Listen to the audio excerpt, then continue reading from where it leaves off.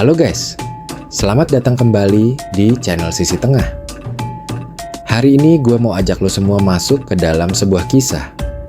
Kisah yang bisa terjadi pada siapa saja. Yaitu tentang seorang pemuda yang ingin membebaskan keluarganya dari kemiskinan, tapi malah terjerumus ke lubang paling gelap dalam hidupnya. Dia bukan orang jahat, dia cuma salah ambil jalan. Kira-kira apa yang dia lakukan? Dan jalan apa yang dia ambil hingga menjadi usaha yang sia-sia? Simak kisahnya sampai habis. Gue saranin, jangan skip, karena kisah ini bisa jadi cermin buat kita semua.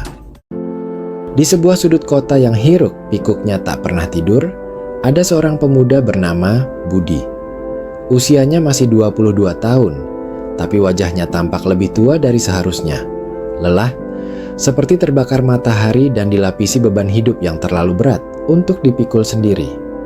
Budi bukan anak dari keluarga berkecukupan. Ia tinggal di rumah kecil berlantai semen bersama ibunya, Bu Siti, seorang janda tangguh yang sejak ditinggal suami belasan tahun silam, menghidupi anak semata wayangnya dengan berjualan gorengan dan nasi uduk di depan rumah.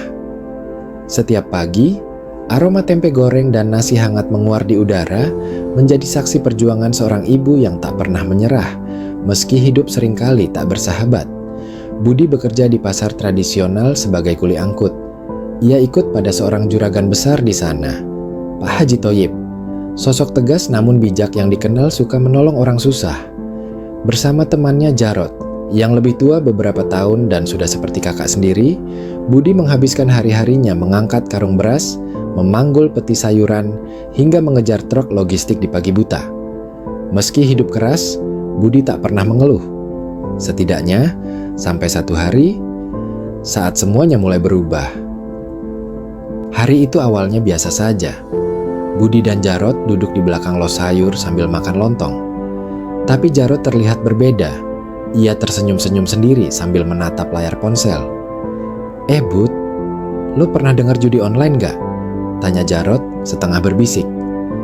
Budi mengernyit. Yang itu yang kayak slot-slotan itu? Iya, nih gue dapet dari temen, awalnya iseng. Bisa dapet 1 juta semalam, Bud. Lu bayangin, 1 juta cuma dari HP. Mata Budi mulai berbinar. 1 juta? Jumlah segitu artinya ia bisa bantu bayar utang ibunya, beliin gerobak baru buat jualan, bahkan, ya, mungkin bisa hidup lebih baik. Malam itu, untuk pertama kalinya, Budi mendaftar situs judi online yang direkomendasikan Jarot. Ajaibnya, malam pertama ia menang. 300.000 dalam 2 jam. Besoknya tambah besar.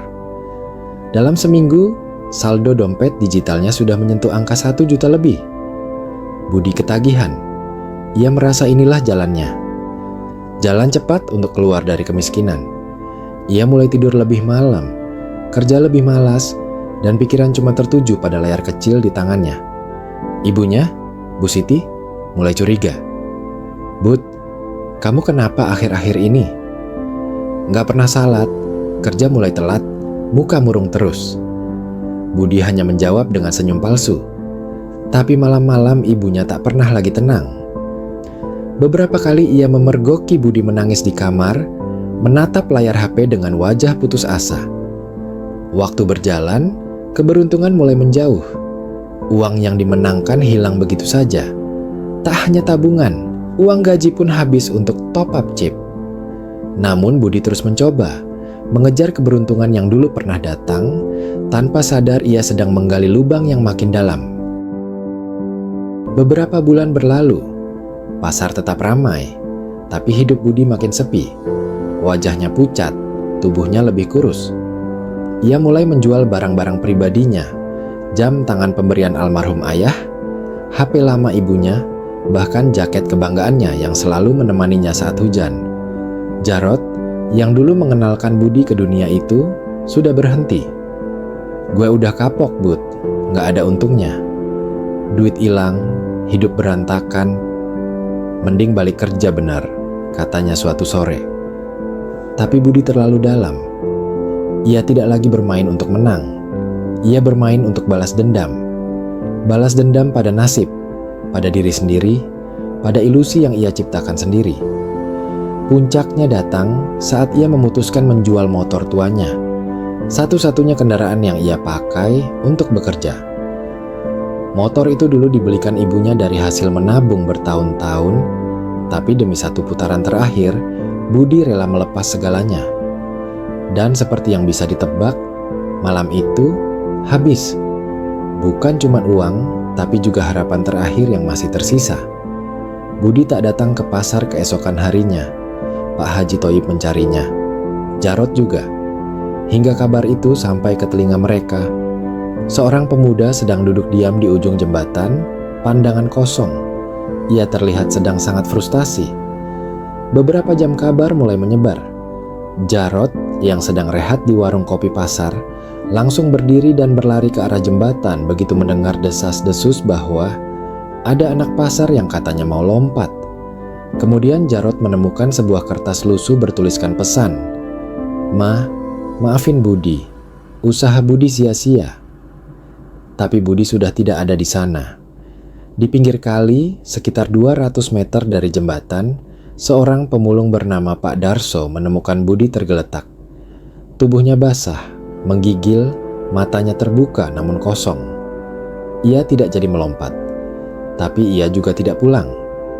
Ia hanya diam, seperti manusia yang sudah menyerah pada dunia, menunggu apapun yang datang lebih dulu, maut atau keajaiban. Pak Darso segera memanggil warga. Tak lama kemudian, Budi dibawa ke rumah sakit dengan tubuh lemas tak berdaya. Saat berita itu sampai ke Bu Siti, ibunya, tubuh perempuan itu langsung limbung.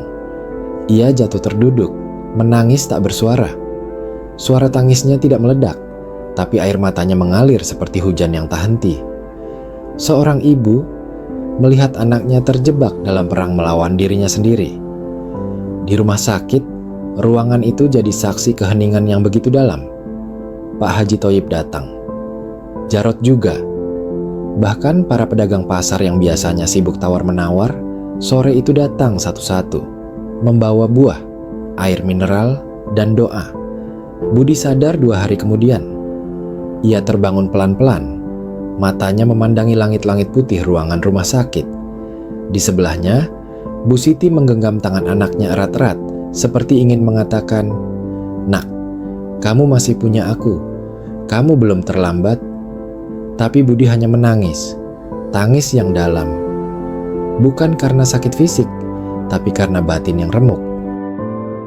Maaf Ma. Budi gagal jadi anak yang baik." Dan untuk pertama kalinya, Bu Siti tidak menasihati. Ia tidak marah. Ia hanya memeluk Budi, lama, dan berkata, "Nak, kamu bukan gagal, kamu cuma belum selesai.